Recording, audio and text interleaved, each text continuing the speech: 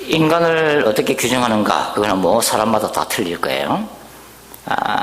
근데 저는 인간이란, 인생이란 광야를 걸어가는 존재다, 그렇게 이제 규정을 하고 싶습니다. 특별히 이민 땅에서 힘들게 살아가는 저와 여러분에게, 그러면서도 예수님을 믿는다고 하는 신자들인 저와 여러분에게 광야란 과연 어떤 곳일까요? 한마디로 하나님을 반복적으로 만나는 곳이다, 그렇게 말씀을 드리고 싶습니다. 오늘 이 시간에는 광야에서 하나님을 만났던 사람 세례 요한 광야의 영성을 함께 묵상하도록 하겠습니다.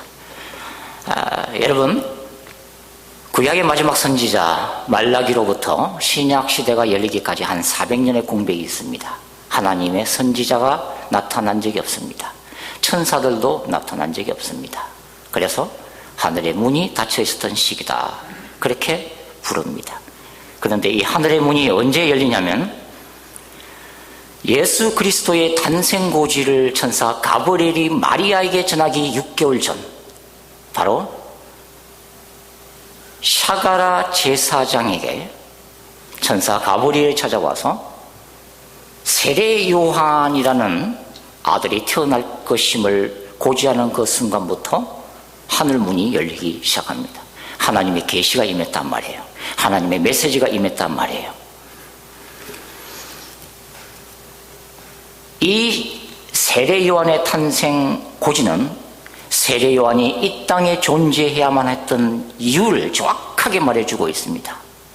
세례 요한이 이 땅에서 뭘 해야 되는지, 어떤 부르심을 받았는지, 그의 구체적인 사명이 뭔지, 뭐하다 이 세상을 떠나야만 하는지 하나님은 천사 가브리엘을 통해서 그의 아버지에게 먼저 계시를 해주셨다, 이 말이에요. 거기에 읽었던 우리 누가복음의 얘기입니다. 자, 누가복음 1장을 한번 보겠습니다. 자, 누가복음 1장을 한번 펼치시고요.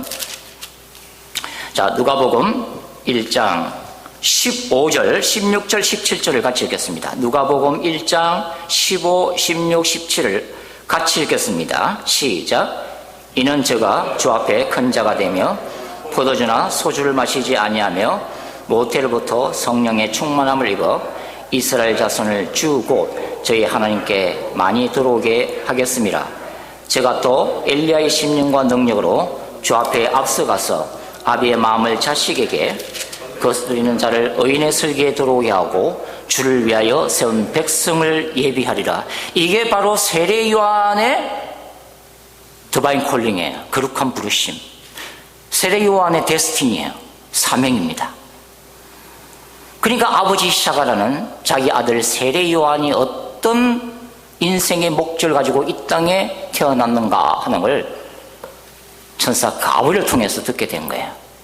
나중에 우리가 누가복음을 쭉 1장을 읽다 보면 샤가라 제사장이 성령이 충만해서 자기 아들에 대한 예언을 쏟아놓습니다. 바로 그 예언이 아까 우리가 읽었던 본문이에요.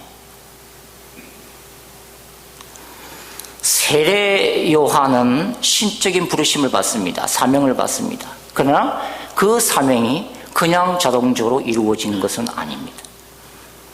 그 사명이 이루어지기 위해서는 세례 요한은 광야로 보냄을 받습니다. 그리고 광야에서 하나님을 만납니다.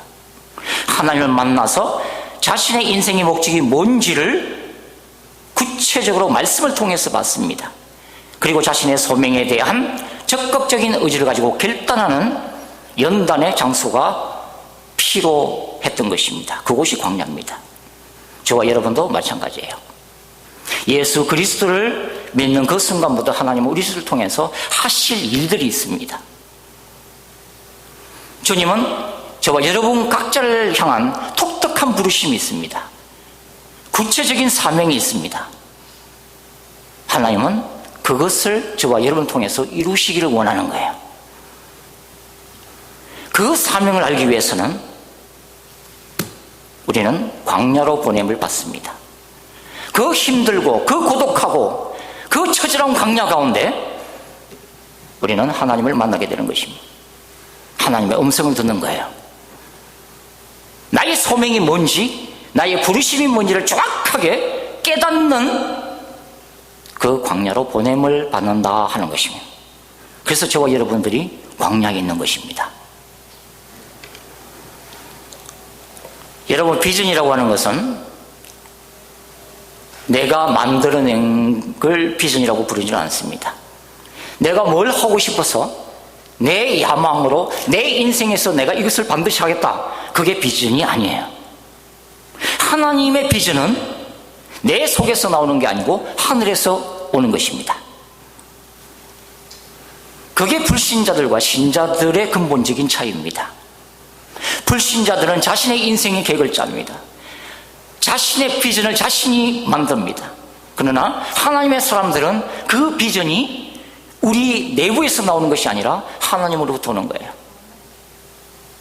그리고 그 하나님의 부르심, 내 뜻이 아닌 하나님의 뜻, 내 비전이 아닌 하나님의 뜻을 붙들고 살아가는 것이 바로 신자들의 삶이다 하는 것입니다.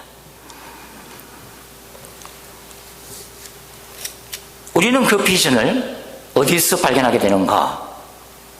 편안할 때? 아닙니다. 만사형통할 때? 아닙니다. 우리는 처절하게 깨어질 때 그것을 받습니다. 하나님을 언제 진심으로 만나는가? 고독한 광야에서 만나기 시작합니다. 그 광야에서는 신앙이 다시 정립이 되어집니다. 지금까지 내가 내 생각대로, 내 방법대로 주 예수를 믿었다면 이제는 하나님은 하나님의 방법대로 예수를 믿기를 원하시는 거예요. 그 깨어짐이 광야에서부터 시작됩니다. 우리는 세례 요한이 언제 광야로 나갔는지 정확하게 알 길은 없습니다. 그의 아버지 사가랴 제사장이 세례 요한을 광야로 내보냅니다. 왜냐하면 자기 아들은 제사장이 될 사람이 아니라는 걸 알기 때문이에요. 이 아들은 선지자가 될 사람이에요.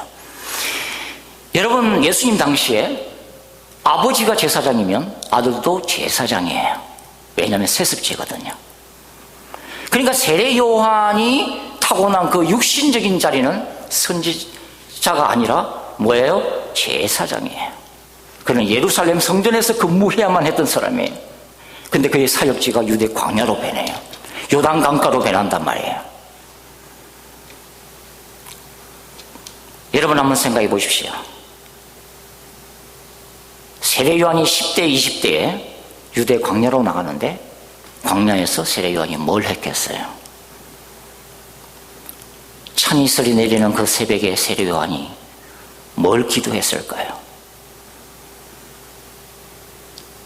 낮에는 뜨거운 태양빛이 내리쪼이는 그 유대 광야에서 흙먼지를 마시면서 세례 요한이 뭐하고 있었을까요? 해가 저물고 찬바람이 불면 그 광야의 동굴 속에서 돌베개를 베고 잠을 청하면서 세례 요한이 뭘 붙들고 뭘 기도했을까요? 예수님보다 6개월 먼저 보냄을 받습니다. 그는 10대와 20대의 젊은 나이를 유대 광야에서 보냅니다. 굉장히 감수성이 예민한 아이입니다. 우리는 세례 요한 속에 있었던 그 많은 고민들을 우리는 짐작할 수가 있습니다. 세례 요한은 광야에서 처절하게 몸부림을 칩니다. 하나님, 왜 제가 편안한 제사장의 길이 아닌 이 선지자의 길을 걸어야 되는 것입니까? 왜 제가 이 유대 광야에서 이렇게 세월을 허송세월하는 것입니까? 제가 무엇 때문에, 무엇을 위하여, 왜 이 광야로 부름을 받은 것입니까? 그게 저와 여러분 속에 있는 울부짖음이에요. 하나님, 제가 왜 이 미국 땅에 왔습니까? 남편이 주장해서? 아내가 가자고 꼬셔서? 제가 이 땅에서 지금 뭐 하고 있는 겁니까? 풀려나가는 것도 없고 신분도 해결 안 되고 제가 뭘 하고 있는 겁니까? 이 땅에서. 그래서 세례 요한은 하나님을 만나야만 했던 거예요. 하나님을 만날 때까지 그 고독한 광야에서 몸부림을 체험만 했다는 것입니다. 우리가 힘들어하는 것은요, 신자들은 하나님을 바라봐요. 기도가 부족한 것도 아닙니다. 기도원에 가서 매일 기도하는 분도 있어요. 그렇게 기도하고 그렇게 열심히 교회를 섬기는데도 불구하고 하늘 문이 닫혀 있다는 데 문제가 있는 것입니다. 인생의 문이 닫혀 있는 거예요. 너무 힘든 거예요. 문이 열리지 않는 것입니다.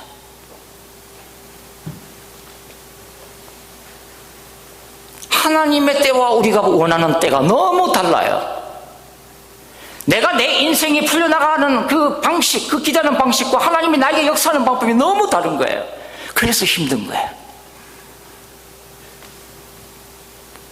여러분, 누가복음 1장 80절은 이렇게 기록하고 있잖아요. 우리가 읽었던 마지막 구절. 아이가 자라며 심령이 강하여지며 이스라엘에게 나타나는 날까지 빈들이 있으니라. 이스라엘에 나타나는 날까지, 하나님이 세례요한을 이스라엘 앞에 세우는 그날까지, 사역의 문이 열릴 때까지 세례요한은 빈들이 있어야만 됐단 말이에요. 세례요한의 사역의 때는 세례요한이 정하는 게 아니에요. 하나님이 정하세요. 분명히 하나님이 이때쯤 응답을 주셔야 되는데 응답이 안 오는 거예요. 하나님이 정하시기 때문에. 그래서 힘든 것입니다, 저와 여러분이.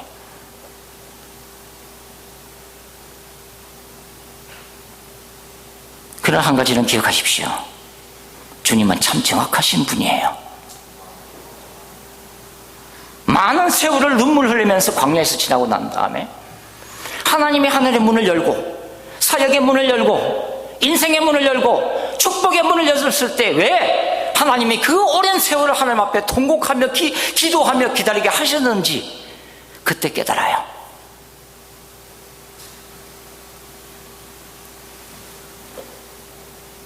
왜냐하면 내가 준비가 안 되었기 때문이에요. 여러분, 만사형통하다는 게 축복은 아니에요. 내가 기도하는 대로 뭐다 문이 열리고 응답을 받는 거, 그것은 자랑할 만한 것은 못 돼요. 그것은 초신자들한테 하나님이 응답하는 방법입니다. 즉각적인 응답. 그래서 교회를 계속 다니도록 하는 거예요. 그러나 신앙생활을 오래 하면 오래 할수록, 하나님을 깊이 체험하면 할수록, 하나님을 많이 알아가면 알아갈수록 더 신앙생활이 힘든 거예요. 왜냐하면 내 방식대로 역사하지 않거든요. 내 타이밍에 하나님의 응답하지 않거든요. 하나님의 방법대로 하나님의 때 응답하시기 때문에 너무 힘든 거예요. 그게 하나님이 하나님의 백성들을 다루는 방식입니다. 그래서 금식 기도해도 응답이 없어요, 광야에서는. 내 자신이 너무 못나 보이는 거예요. 계속 절망하는 겁니다. 나도 기도하면서 하나님한테 응답을 받았는데, 그 옛날에 꿈과 비전을 받았는데, 어떤 분은 환상도 받는데 그 꿈과 비전이 박살이 나는 곳이 광야입니다. 눈물만이 보이는 곳이 광야예요. 기다리기가 힘든 것입니다. 그래서 광야 길을 걸어가는 저와 여러분이 하나님 앞에서 정말 하고 싶은 질문이 그거인 거야. 하나님, 도대체 이 광야는 끝이 없는 것입니까? 걸어가도 언제 끝이 나는 거예요, 도대체? 광야의 끝이 보이기만 한다면 그래도 소망이 있잖아요. 근데 계속 힘든 것입니다. 도대체 이 길을 언제까지 걸어가야 합니까, 주님? 물어보고 싶은 것입니다. 도대체 나를 향한 하나님의 뜻이 뭐예요? 남편을 향한 주님의 뜻이 뭐예요? 내 아내를 향한 뜻이 뭐예요? 내 자녀를 향한 주님의 뜻이 뭐예요? 제발 구체적으로 알게 해주세요.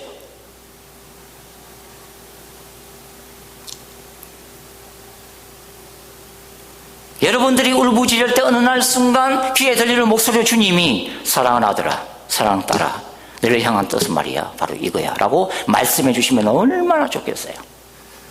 그런데 말씀이 안 들리는 거예요. 그래서 힘든 것입니다. 기도 생활도 포기하고 싶은 거예요. 광야란요, 인간의 한계를 절감하는 곳입니다. 광야는요, 내 삶에 있어서 내 불가능을 날마다 경험하는 곳이에요. 그래서 하나님만 의지하게 만들어요.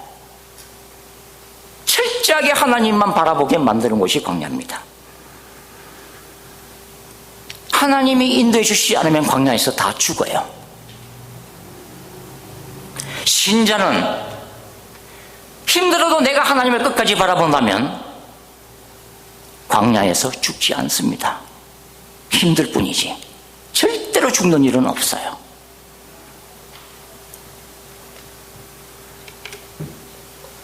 광야를 지나면서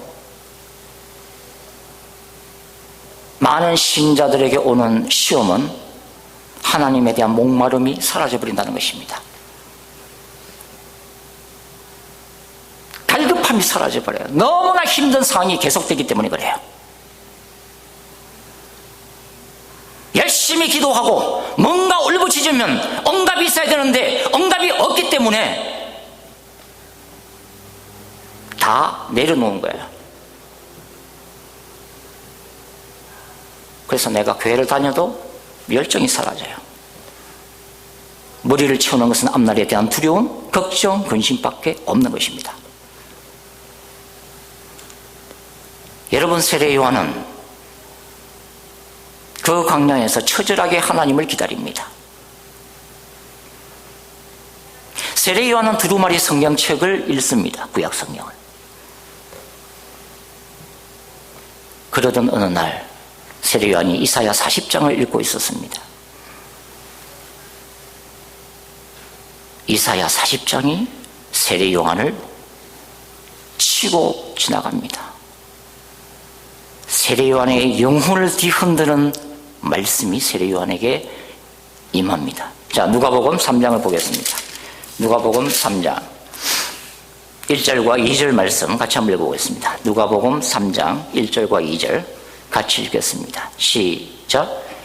디베로 가이사가 위에 있은 지 15해 곧 본디오 빌라도가 유대의 총독으로 헤롯이 갈릴리의 분봉왕으로 그 동생 빌립이 이두레와 드라고니 지방의 분봉왕으로 루사니아가 아빌레네의 분봉왕으로 안나스와 가야바가 대제사장으로 있을 때에 하나님의 말씀이 빈들에서 샤갈의 아들 요한에게 임한지라.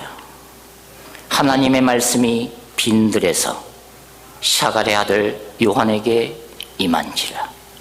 하나님의 말씀이 찾아온 거예요. 세례 요한의 영혼을 뒤흔들었던 이사야 40장의 말씀은 바로 3절부터 5절 말씀입니다. 제가 읽어드릴게요. 외치는 자의 소리여 이르되 너희는 광야에서 여호와의 길을 예비하라. 사막에서 우리 하나님의 대로를 평탄하게 하라. 골짜기마다 도두시고 산마다 언덕마다 낮아지며 고르지 아니한 곳이 평탄하게 되며 험한 곳이 평지가 될 것이요 여호와의 영광이 나타나고 모든 육체가 그것을 함께 보리라. 이는 여호와의 입이 말씀하셨느니라. 세례 요한이 이 이사야 40장의 말씀을 읽기 시작할 때 하나님은 천둥 같은 소리로 이 말씀을 통해서 세례 요한의 영혼을 깨우기 시작합니다. 그러면서 요한에게 이렇게 말씀하세요. 요한아, 너는 말이야 광야에서 외치는 자의 소리가 될지어다. 그게 너의 부르심이야. 너의 구체적인 사명이야. 내가 너를 그렇게 쓸 거야. 너는 광야에서 외치는 자의 소리가다. 내 아들 예수의 길을 예비해라. 하나님의 말씀이 세례 요한의 인생을 바꾸어 놓습니다. 이 말씀은 세례 요한의 인생을 향한 구체적이고 굉장히 디테일하고 굉장히 임프레시브한 폭발적인 영향을 가진 말씀이 요한에게 임했단 말이에요. 여러분, 우리는 우리의 인생의 구체적인 부르심을 어떻게 알 수 있을까요? 사명을 어떻게 알 수가 있겠습니까? 하나님의 말씀을 여러분들이 만날 때입니다. 기록되어 있는 하나님의 말씀을 우리는 로고스라고 부릅니다. 이 로고스의 말씀을 읽을 때에 어느 순간 내 가슴을 치는 말씀을 만나기 시작합니다. 그걸 레마의 말씀이라고 그래요. 그것은 저와 여러분 각자에게 주시는 독특한 부르심입니다. 기독교 2000년 동안 많은 영적 거인들이 하나님의 말씀을 받았습니다. 종교 개혁을 일으켰던 마틴 루터, 로마서 1장 16절 17절의 말씀을 받습니다. 의인은 오직 믿음으로 말미암아 살리라. 이 구절입니다. 오직 믿음, 오직 성경, 오직 하나님의 은혜. 인간의 공로주의로 신앙생활했던 수도사 마틴 루터에게 하나님이 레마의 말씀으로 때립니다. 그래서 종교 개혁이 일어나는 거예요.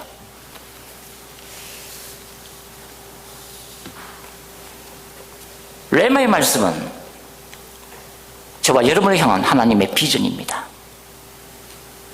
우리가 평생을 붙들고 나갈 말씀인 거예요. 제가 애 4명을 데리고 부목사 때 유학을 왔습니다. 저 10년 동안 광야에서 엄청 힘들었습니다. 많이 울었습니다. 가장 힘들고 가장 어려웠던 때 하나님이 요한계시록을 연구하라는 감동을 주셨어요. 그래서 요한계시록을 계속 연구했습니다. 그러다가 저는 요한계시록 11장을 만났습니다. 11장을 잘 모르실 거예요. 마지막 때의 두 증인에 관한 말씀입니다. 이 11장을 저는 넘어갈 수가 없었습니다. 이 11장을, 이 한 장을 2년이 넘는 세월 동안 묵상하고 씹고 기도하고 파헤쳤습니다. 그게 기반이 돼서 지금도 책이 계속 나오고 있는 거예요. 계시록 11장의 말씀은 제게는 레마의 말씀입니다. 제 모든 신학, 제 모든 인생 부르심, 저는 힘들 때마다 다시 계시록 11장을 펼칩니다. 그리고 이 말씀을 붙들고 기도합니다. 여러분, 하나님을 만나되 생생하게 만나기를 축원드립니다.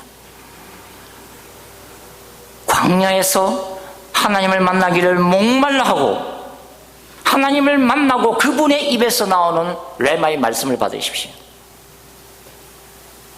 세례 요한이 광야에서 얼마나 하나님을 생생하게 만났냐면 하나님으로 받은 자기의 부르심에 대해서 얼마나 아이덴티티가 굳건하게 섰냐 하면 자기가 뭘 해야 되는지, 어떤 사역을 해야 되는지 세례 요한은 그것에 목숨을 겁니다. 자, 요한복음으로 한번 넘어가 보겠습니다. 요한복음 1장을 한번 찾아보겠습니다. 자, 요한복음 1장을 찾습니다.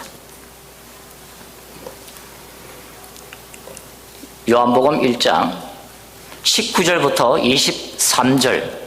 자, 저와 여러분이 한 절씩 기도하겠습니다. 요한복음 1장 19절부터 23절까지 한 절씩 기도하겠습니다. 자, 19절 먼저 읽습니다. 20절 여러분이 읽으십시오. 유대인들이 예루살렘에서 제사장들과 레위인들을 요한에게 보내어 네가 누구냐 물을 때 요한의 증거가 이러하니라. 드러내고 말하여 숨기지 아니하니 드러내야 하는 말이 나는 그리스도가 아니라 한다. 또 묻되 그러면 무엇? 내가 엘리야냐? 가로되 나는 아니라. 또 묻되 네가 그 선지자냐? 대답하되 아니라.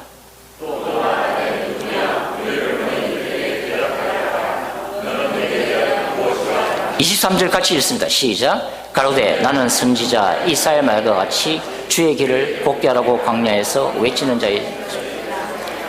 요단 강가의 세례 요한의 사역에 불이 붙습니다. 그래서 예루살렘에 있는 대제사장들이 궁금해하기 시작합니다. 그래서 사람을 보내는 거예요. 네가 누구냐 도대체? 네가 누구냐? 네가 그 메시아냐? 아니다. 네가 그 선지자냐? 아니다. 그러면은 너는 네가 누구라고 생각하냐? 그에 대한 답변이 바로 오늘 23절 말씀이에요. 나는 선지자 이사야 말과 같이 주의 길을 곱게 하라고 광야에서 외치는 자의 소리다. 나는 이사야가 기록했던 그 말씀, 광야에서 외치는 자의 소리다. 그게 내가 받은 사명이다. 담대하게 자기 아이덴티티를 알고 있는 거예요. 여러분, 많은 신자들이요, 집사님은 왜 이 땅에 존재하십니까? 하면은 대답을 못합니다. 장로님은요, 권사님은요, 잘 모르겠습니다. 왜 그럴까요? 하나님으로부터 말씀을 받은 적이 없기 때문에 그래요. 그 일이 열매 맺었느냐 안 맺었느냐는 중요하지 않아요. 그것이 얼마나 큰 사역이냐 작은 사역이냐 더 중요하지 않아요. 중요한 것은 하나님으로부터 오는 말씀을 내가 받았다는 것입니다. 그리고 그 말씀이 내가 살아가야 될 인생의 목적이고 비전이고 하나님의 뜻이야. 내가 죽기까지는 하나님은 나로 하여금 이 일을 하기를 원하시오라고 하는 거예요.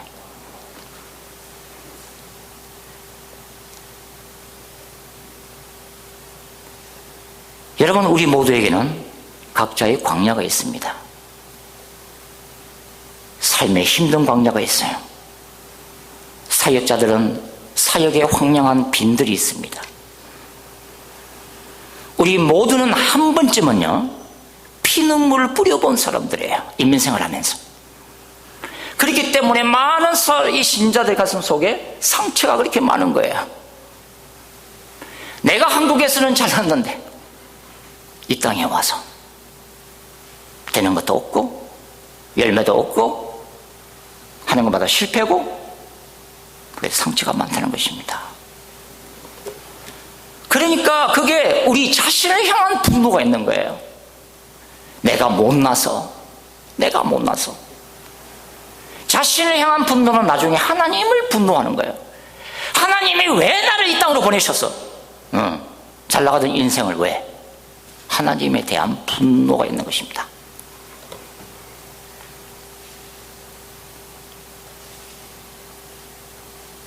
길고 깊은 고난의 어둠을 통과하는 과정, 그게 광야예요. 그래서 중세의 영성가들은 눈물 뿌리고 실패하고 좌절하고 안 되고 아픔 보이지 않고 되는 일은 없고, 그런 과정을 영혼의 어두운 밤이라고 불렀습니다. 영혼의 어두운 밤을 통과한다.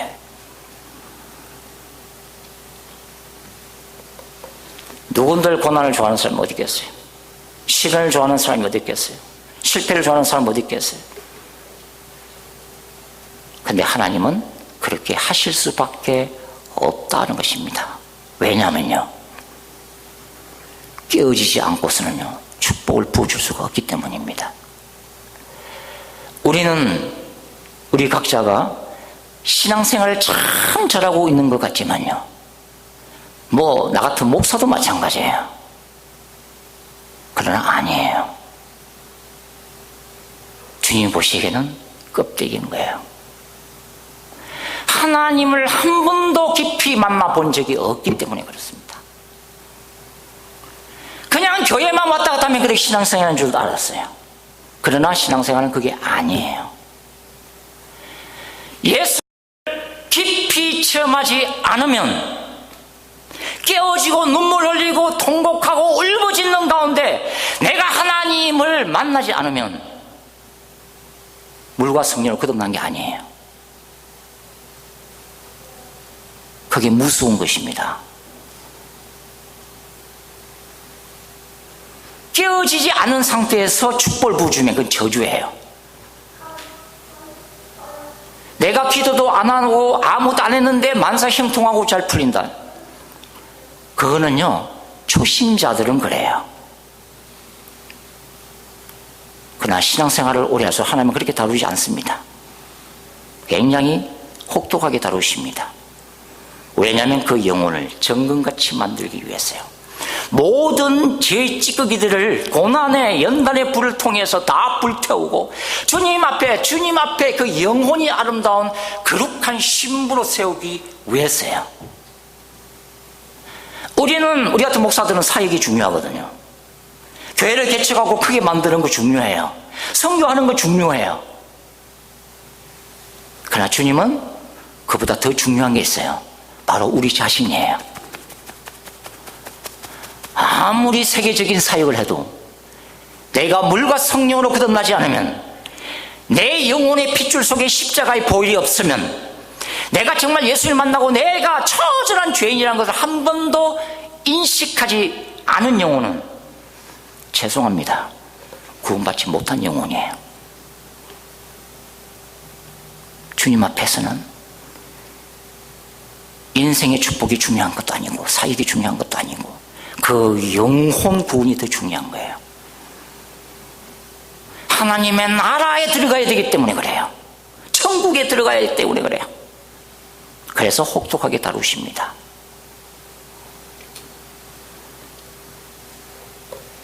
광야를 지나면서 힘들어하고 때로는 울부짖고 원망하고 자빠지고 깨어져도,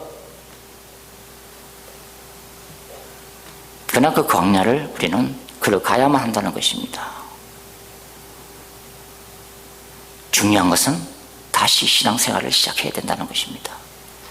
내가 제대로 예수를 믿고 있는 건가? 과연 내 믿음이 진실된 믿음인가? 껍데기의 신앙인가? 어떤 환난과 고통 가운데서 나는 주님만을 의지하는 정금 같은 믿음의 소유자인가? 아니면 형통할 때는 교회 나오고 환난이 닥치면 교회를 떠나는 날라리 신자인가? 광야는 알곡과 가라지를 갈라놓습니다. 광야는 양과 염소를 갈라놓습니다. 누가 구원받은 신자인가? 광야에서 판가름이 됩니다. 여러분, 광야는요, I am nothing, you are everything 를 고백하는 곳입니다. 하나님, 저 아무것도 아닙니다. 제가 뭔가를 할 줄 알았는데, 제 스스로 뭔가 하는 집사인 줄 알았는데, 하나님, 저 아무것도 아닙니다. 제 영혼이 너무 불쌍합니다. 제 속에 있는 죄악들이 너무 진절머리 납니다. 하나님, 불쌍히 여겨주십시오. I am nothing, you are everything. 하나님을 진실로 만나는 사람은요, 겸손해집니다. 그것이 세례요한에게 찾을 수 있는 겸손함의 영성이에요. 좀 시간은 가지만 한번 찾아보도록 하겠습니다. 자, 요한복음 3장을 넘어갑니다. 요한복음 3장 26절부터 30절까지 같이 읽겠습니다. 요한복음 3장 26절부터 30절까지 같이 읽습니다. 시작. 저희 랍비여 선생님과 함께 요단강 저편에 있던 자, 곧 선생님이 정받은 자가 세례를 주매 사람이 다 그에게로 가더이다. 요한이 대답하여 가로되 만일 하늘에서 주신 바 아니면 사람이 아무것도 받을 수 없느니라. 나의 말한 바 나는 그리스도가 아니요 그의 앞에 보내심을 받은 자라고 한 것을 증거할 자는 너희니라. 신부를 취하는 자는 신랑이나 서서 신랑의 음성을 듣는 친구. 나는 이러한 기쁨이 충만하여노라. 그는 흥하여야겠고 나는 쇠하여야 하라. 그는 흥하여야겠고 나는 쇠하여야 하라. 예수님은 흥하여야겠고 나 세례요한은 쇠하여야 하리라. 여러분, 한때 요단강가에 위치한 세례요한의 강당은 그의 메시지를 듣기 위해서 몰려든 수많은 군중들로 법석이었습니다. 그러나 예수 그리스도의 공생애가 시작되고 예수님이 참된 메시아인 것을 아는 사람들이 세례요한을 떠나 예수님께로 갑니다. 힘들게 만들어놨던 세례요한 교회가 무너지기 시작한 거예요. 그래서 그 교회의 미래를 걱정하는 당회가 소집이 됐습니다. 공동회가. 그래서 담임 목사님 세례요한에게 얘기하는 거야. 큰일 났습니다. 선생님과 함께 요단강가에 저편에 있던 이 사람이 정언하시는 이가, 선생님이 정언하시는 이가 세례를 베풀면 사람들이 다 그애로 갑니다.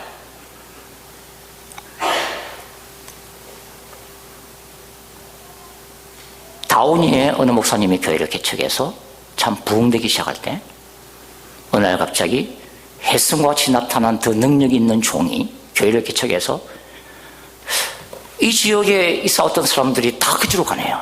이래서 조금 부흥하다가 딱 스탑되고 그쪽으로 다 가요. 뭐 말씀이 좋네, 치유 은사가 있네, 뭐 예언까지 갖췄네, 뭐 이렇게 하면서. 그럴 때 우리 같은 목회자들이 어떤 자세를 취할까요? 주님의 뜻입니다. 그렇게 할까요? 그런 목사들은 참 드물어요.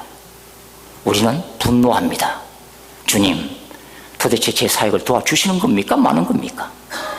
목회를 잘 도와주셔야지. 지금 좀 성장되고 있는데 더 큰 목사를 이쪽 지역으로 보내면은 도대체 어떡합니까, 주님? 주님은 생각이 있으십니까? 없으십니까? 우린 분노하는 거예요. 시기하고 질투하는 겁니다. 왜냐하면요, 우리의 심성 가운데는 내가 중심이 돼야 되거든요. 내가 축복을 받아야 되고, 나를 중심으로 사역이 일어나야 되고,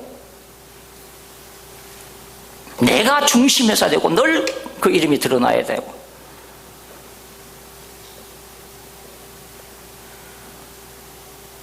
뭘 하면은 항상 열매 맺혀야 되고, 내려놓을 수가 없다. 여러분, 세례요한 보십시오. 세례요한이 뭘 깨달았냐면요, 세례요한의 제자들이 세례요한 교회를 걱정할 때 세례요한이 했던 그 말씀이 우리가 방금 읽었던 말씀이에요. 27절, 요한이 대답하여 가로되 만일 하늘에서 주신 바 아니면 사람이 아무것도 받을 수 없는 일. 사람들이 오는 것도 하나님의 뜻이고 사람이 가는 것도 하나님의 뜻이다. 하나님의 영혼을 보내주시지 않으면 우리는 영혼을 목회할 수 없다. 내 능력으로, 내 욕심으로, 내 야망으로? No, never. 하나님이 하시는 거다. 그는 흥하겠고 나는 망해야 된다. 왜냐하면 세례 요한은 부르심이 뭐예요? 예수 그리스도의 길을 예비하는 자로서 부름을 받았기 때문이에요. 예수 그리스도의 길을 예비하는 자가 예수 그리스도의 길을 막을 수는 없으니까.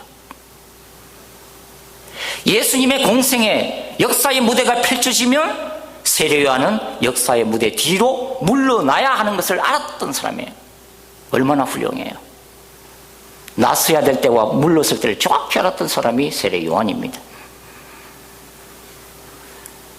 오직 예수님만 드러내고 예수님만 기뻐하고 영혼을 사랑했던 사람, 그 사람이 바로 세례 요한이에요. 그러나 보십시오, 세례 요한은 흔들리기 시작합니다. 그게 이제 우리가 마지막 살펴볼 세례 요한의 연약함의 영성이에요. 제가 마태복음 11장을 말씀을 그냥 읽어드릴게요. 요한이 옥에서 그리스도께서 하신 일을 듣고 제 아들을 보내어 예수께 여짜오되 오실 그이가 당신이 오니까 우리가 다른 일을 기다리오리까.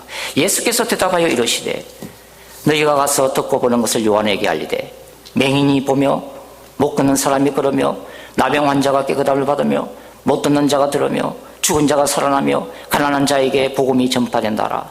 누구든지 나로 말미암아 실족하지 아니하는 자는 복이 있도다 하시니. 굉장히 우리를 당황시키는 본문입니다. 세례 요한은요, 광야에서 하나님을 생생하게 만났거든요. 하나님의 말씀을 받았거든요. 열심히 예수님을 위해서 살겠던 사람이에요. 그런데 그가 말기에 옥에 갇혀 있을 때 마음에 의심이 들기 시작합니다.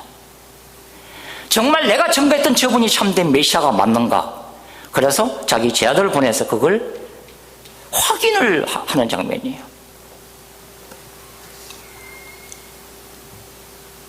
여러분, 예전에 세계적인 복음 전도자 빌리 그리함이 이 LA 집회 시작할 때 빌리 그리함보다 설교를 더 잘했던 탁월한 설교자가 있었습니다. 그 이름은 찰스 템플턴이에요. 찰스 템플턴은 더 설교를 잘했습니다. 빌리 그리함보다. 그러나 지금은요, 몇 년 전인지 언제 죽었습니다. 빌리 그리함과 갤벨하고 무신론자로 평생을 살았습니다. 신문에 타임지인지 신문에 아프리카에 그 가뭄이 들었을 때 애가 굶어 죽어가는 그 애를 안고서 하늘을 우러러 바라보는 한 흑인 여자의 사진을 보고 찰스 템플턴이 마음에 해가 들기 시작한 거예요. 과연 하나님은 살아계시는가? 하나님이 살아있다면 이런 불행이 왜 일어나도록 허락하시는가? 그는 그것을 극복할 수가 없었습니다. 그래서 기독교를 떠났습니다. 그러면 세례 요한도 찰스 템플턴 같은 건가? 그렇게 볼 수는 없어요. 왜냐하면 예수님이 마태복음 11장에서 세례 요한에게 뭐라고 평가하시냐면 모든 선지자보다 큰 자니라. 여자가 낳은 자 중에 세례 요한보다 큰 자가 없다라고 평가하셨기 때문이에요. 여러분 사복음서의 기록들을 읽어보면 세례 요한은 요단강가에서 예수를 만나서 예수님한테 세례를 베풀었던 그 외에는 예수님과 만나서 신학적인 토론이나 논쟁을 한 적이 없습니다. 그러니까 세례 요한은 예수님과 완전히 분리된 상태에서 예수님을 증거했던 사역을 수행한 거예요. 그런데 그의 순교적 죽음이 가까이 왔을 때 그는 한 가지만은 확인하고 싶었다는 것입니다. 즉 예수님은 자기 자신을 과연 메시아로 생각하고 계시는가 하는 것입니다. 만일 예수님이 자기 자신을 메시아로 생각하고 있지 않다면 허술한 거예요. 세례 요한은. 예수님은 세례 요한의 제자들이 이 질문을 가지고 왔을 때 세례 요한을 절대로 책망하지 않습니다. 다만 예수님은 이렇게 말씀하시잖아요. 너희가 가서 세례 요한에게 이렇게 얘기해라. 너희가 가서 듣고 보는 것을 요한에게 알리되 맹인이 보며 못 걷는 사람이 걸으며 나병 환자가 깨끗함을 받으며 못 듣는 자가 들으며 죽은 자가 살아나며 가난한 자에게 복음이 전파된다라. 누구든지 나로 말미암아 실족하지 아니하는 자는 복이 있도다. 이게 이사야 35장 61장 말씀을 인용한 거예요. 구약에서 메시아의 사역을 예고하는 말씀이에요. 그 말씀을 인용해서 예수님이 답변을 준 거예요. 세례 요한은 이 말씀을 붙들고 순교자로 죽음을 맞이합니다. 주님, 주는 그리스도십니다. 제가 주님만을 전거했던 제 삶이 헛되지 않았습니다. 이게 연약함의 영성이에요. 세례 요한 속에 있는 연약함의 영성. 여러분, 목사도요, 장로도요, 권사도요, 집사도요, 어느 누구도 초지일관 큰 산과 같은 믿음을 소유할 수는 없습니다. 어느 누구라도 그 믿음이 수시로 흔들리는 가능성은 늘 존재한다는 얘기입니다. 신앙생활 가운데 광야를 지나갈 때 우리는 하나님이 살아 계시는가에서 회의가 들. 목회자들도 그렇습니다. 너무 힘들면요, 목사들도 도대체 주님이 살아 계신 겁니까? 안 계신 겁니까? 도대체 일을 하시는 겁니까? 일을 안 하시는 겁니까? 깊은 신앙적 회의에 빠질 수가 있다는 것입니다. 그것을 사역적인 우울증으로 표현하든 신앙의 권태감으로 표현하든 마찬가지예요. 성경이 우리한테 얘기하는 것은 뭐냐면 우리가 연약하고 깨어지기 쉬운 질그릇과 같은 존재라는 사실입니다. 그런데요, 전능하신 하나님이 이런 질그릇 같은 저와 여러분을 사용하시는 거예요. 그게 모세예요. 그게 엘리야입니다. 그게 바울이에요. 그게 베드로예요. 다 연약한 사람들이에요. 그러나 연약함의 영성이 치명적인 실족으로까지 떨어지지 않도록 방지하는 게 우리의 책임이에요. 그는 불신앙이고 배교입니다. 때로는 넘어질 수도 있고요, 의심의 구름이 일어날 수도 있고요. 그럼 우리는 어떻게 해요? 말씀 앞에 다시 엎드리는 것입니다. 하나님을 다시 만나야 되는 거예요. 하나님의 얼굴을 구해야만 하는 것입니다. 그게 승리의 길이에요. 여러분, 저와 여러분 이 순간도 지금 광야를 걸어갑니다. 그러나 명심해야 될 것은 언젠가 우리는 주님의 심판 앞에 선다는 것입니다.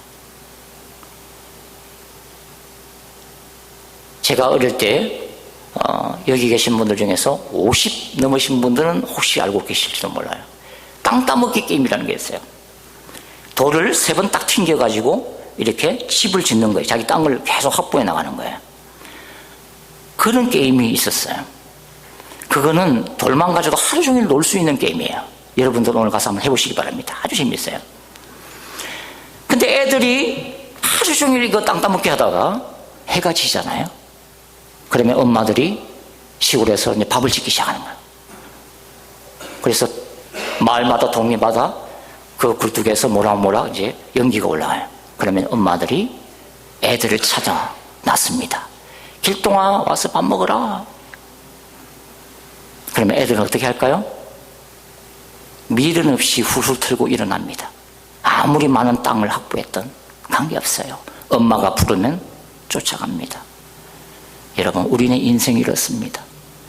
우리가 이 땅에서요, 이 이민 땅에서 아무리 많은 재산을 모아도 주님이 부르시면 우리는 떠나가야 될 존재예요. 내일이라도.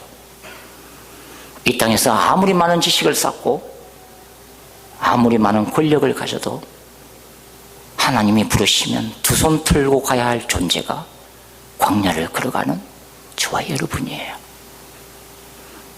그렇기 때문에 우리는 주님이 부르시는 그날을 준비해야 되는 거예요. 우리 인생을 향한 주님의 부르심, 그것만은 이루고 주님 앞에 서야 하기 때문에 우리는 하나님을 찾고 또 찾고 또 찾고 찾아서 말씀을 받고 넘어져도 그 말씀을 붙들고 주님이 우리를 부르시는 그날까지 이 땅에서 살다가 주님 앞에 섰을 때 착하고 충성된 종이라 일컬음을 받는 저와 여러분 되시기를 주님으로 축원드립니다. 기도하시겠습니다.